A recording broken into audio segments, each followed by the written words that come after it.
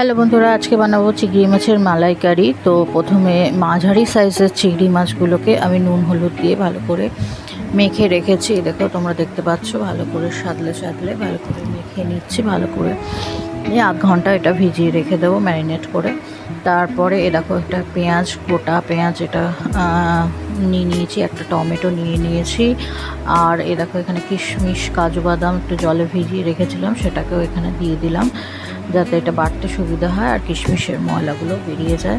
তো আর এখানে 1 চামচ মতন আমি এখানে লঙ্কার পেস্ট দিয়েছি, আর জিঞ্জার গার্লিক পেস্ট, এই মাদার রেসিপির এটা আমি এখানে ইউজ করেছি মোটামুটি 1 চামচ মতন।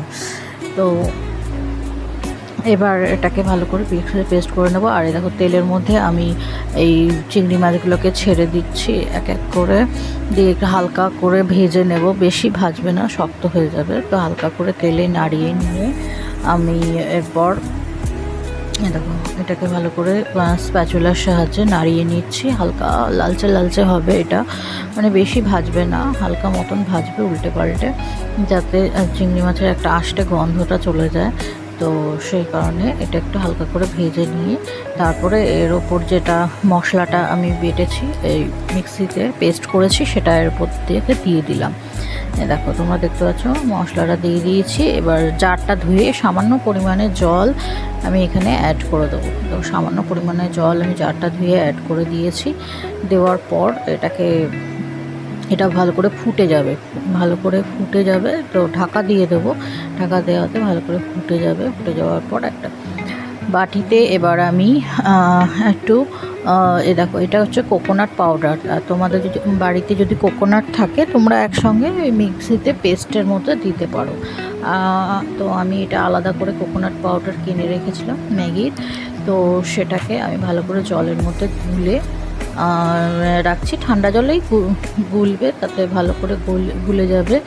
চাইলে উষ্ণ গরম জলও নিতে পারো তোমরা। তো এইভাবে ভালো করে গুলে নিয়ে তো আমি এটাকে দেখো, এটা ফুটে যাবে 5 মিনিট পর। এটা ফুটে যাওয়ার পর একটু গ্রেভিটা ঠিক হবে। তারপরে আমি ওপর থেকে এই নারকেলের এই দুধটা, কোকোনাট মিল্কটা আমি এর মধ্যে দিয়ে দিলাম। দেখো, এইভাবে তোমরা দিয়ে দেবে। তোমাদের যদি কোকোনাট মিল্ক না থাকে, তোমরা ক্রিমও ইউজ করতে পারো। তারপর ওপর থেকে একটু চিনি আর নুন আমি এখানে অ্যাড করে দিলাম। 2 চামচ মতন চিনি আমি এখানে অ্যাড করেছি। আর দুটো কাঁচা লঙ্কা চিড়ে আমি দিয়ে দিয়েছি। আর ওপর থেকে সামান্য পরিমাণে সর্ষের তেল আমি এখানে দিয়েছি, যেটা আমি মাছ ভাজার তেলটাই অ্যাড করে দিয়েছি। তো কেমন লাগলো রেসিপিটা অবশ্যই জানিও। দেখো।